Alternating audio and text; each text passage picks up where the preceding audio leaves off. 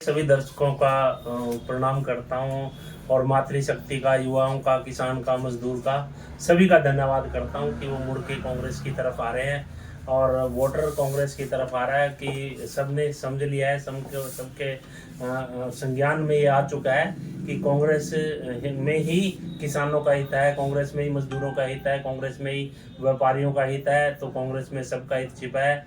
इसलिए आज चौधरी भूपेंद्र सिंह हुड्डा जी के नेतृत्व में, चौधरी उदयभान जी के नेतृत्व में 5 सीटें बड़े अच्छे मार्जिन से कांग्रेस पार्टी ने जीती है और 5 सीटें जो बीजेपी के पास हैं उनमें भी कड़ा मुकाबला था कि सभी देख रहे हैं कि इतने कड़े मुकाबले में वो सीटें दी गई हैं बीजेपी के पास। और पिछली बार 10 की 10 सीटें बीजेपी के पास थी और 10 में से 5 सीटें जनता ने कांग्रेस को दी। हम सभी का धन्यवाद करते हैं। रोहतक की बात करें या सिरसा की बात करें, काफी बड़ा मार्जिन से जो कांग्रेस प्रत्याशी बड़ा मार्जिन था और जनता पहले ही मूड बना चुकी थी, वहाँ कोई मुकाबले में नहीं था और इसलिए मुकाबले से बाहर थे वहाँ के कैंडिडेट।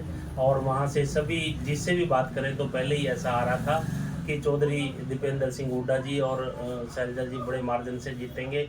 हम जिनसे भी बात करें, हमारे कार्यकर्ता हो, साथी लोग हो, तो सभी की यही आवाज़ थी, आम जनमानस की भी यही आवाज़ थी कि ये बड़े मार्जिन से जीतेंगे। और बाकी की सीटों पे भी आपने हाल देखा ही है, यहाँ पे 2 मुख्यमंत्री थे करनाल में और एक दिवांशु बुद्ध राजा जी यूथ कांग्रेस के थे, 31 साल की उम्र थी और संसाधन भी जितने थे हमारे पास सबको पता है।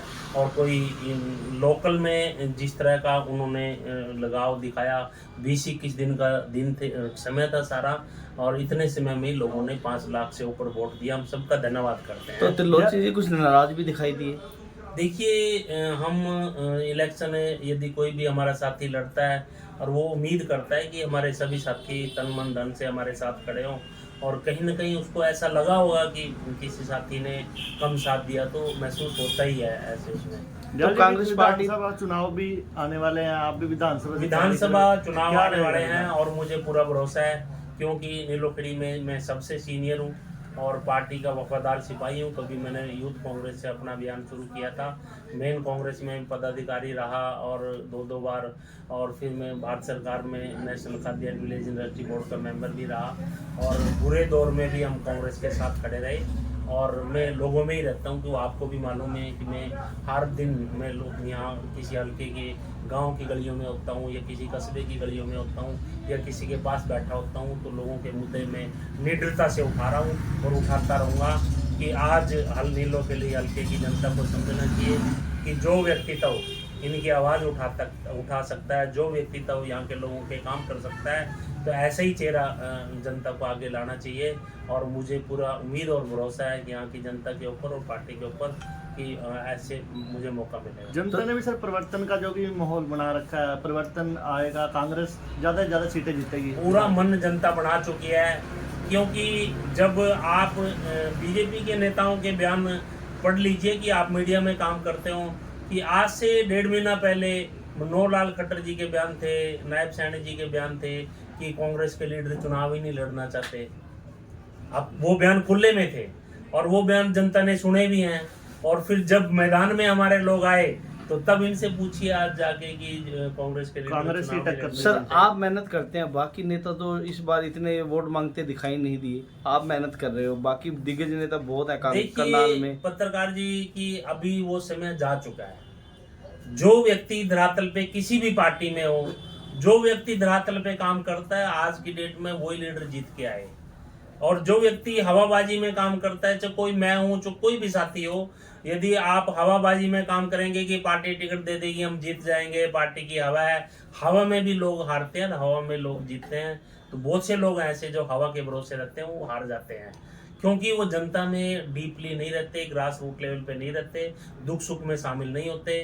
तो हम शुरू से ही पिछले 27 साल से मैं पूरी तरह एक्टिव हूँ और लगभग 35 साल से पार्टी में काम कर रहा हूँ। हम पूरी तरह से एक्टिव हैं और लोगों के बीच में ही रहते हैं, दुख सुख में ही रहते हैं। और यही एक जीत होती है नेताओं कार्यकर्ताओं कि कि लोगों के बीच में रहना, उनकी आवाज़ उठाना, उनके दुख दर्द में शामिल होना, तो ये हम इनके बीच में रहते हैं और यहाँ की जनता के ऊपर हमें भरोसा है, पार्टी के ऊपर भरोसा है कि हमें मौका मिलेगा। आने वाले समय में हरियाणा में कांग्रेस की सरकार अब बनेगी? पूरी मेजोरिटी से कांग्रेस की सरकार बनेगी। बहुत से साथी कहते थे कि यदि कांग्रेस के पास 1-2 सीट भी आ गई, दीपेंद्र हुड्डा जी वाली, और 1-2 और भी आ गई, तब भी कांग्रेस जीत में रहेगी। तो नीलोखेड़ी हल्के में भी कांग्रेस का जोर रहेगा?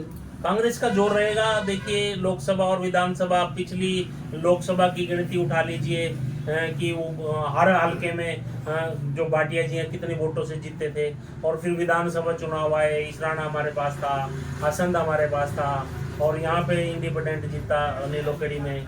तो समीकरण अलग अलग होते हैं और ये अलग तरह का चुनाव है। पर नीलोखेड़ी में तो आवाज कांग्रेस की है इस बार। कांग्रेस की आवाज है, और उस आवाज को कि लोगों को सही चेहरा चाहिए, लोगों को उनके बीच का आदमी चाहिए, और यदि पार्टी सही तरीके से डिसीजन लेती है तो नीलोखेड़ी की। सर, जो ये 400 पार का नारा दिया गया था वो भी कहीं ना कहीं विफल रहा। देखिए, 400 पार का नारा जो था वो मोदी मीडिया और बीजेपी का मिली भगत का नारा था।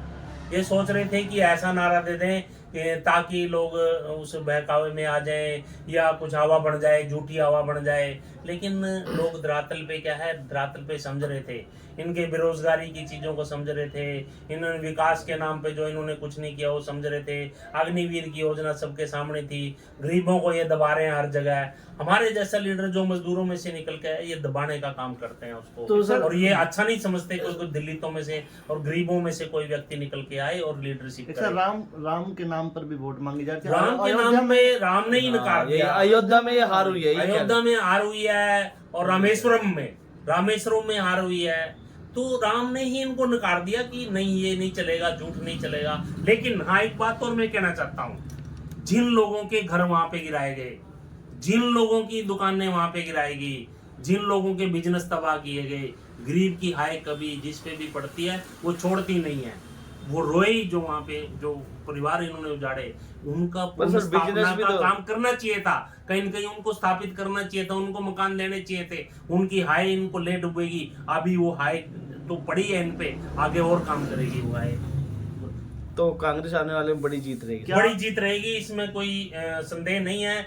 यहाँ कांग्रेस का इलेक्शन आपको भी पता है सच्चाई क्या थी, कि कांग्रेस का इलेक्शन हमने कम लड़ा, जनता ने ज्यादा लड़ा। यानी विधानसभा में बड़ी जीत होगी? बड़ी जीत होगी। जो सरपंच पे हमने भरोसा है, किसानों पे, मजदूर पे और मातृशक्ति पे, सब पे भरोसा है कि वो कांग्रेस की सरकार लाना चाहते हैं, और कांग्रेस की लोगों का ये भी कहना है कि हम राम को लाए थे, उसको तो ले आए हैं, अब आने वाले समय में विधानसभा में कांग्रेस को लेकर आएंगे। देखिए, लोगों के ये बेईमानी है लोगों के साथ। राम तो सदियों से हैं, आप और हम राम को नहीं ला सकते, कोई व्यक्ति राम को नहीं ला सकता। वो एक प्रकृति है, वो एक हमारे आराधना वो है, हमारे पूजनीय है। तो राम को कोई ला नहीं सकता, राम हमको ला सकते हैं। पर ये भी कहना है कि आने वाले समय कांग्रेस का होगा सर? आने वाले समय कांग्रेस का होगा, और ये जनता की आवाज बनने शुरू होगी। धन्यवाद।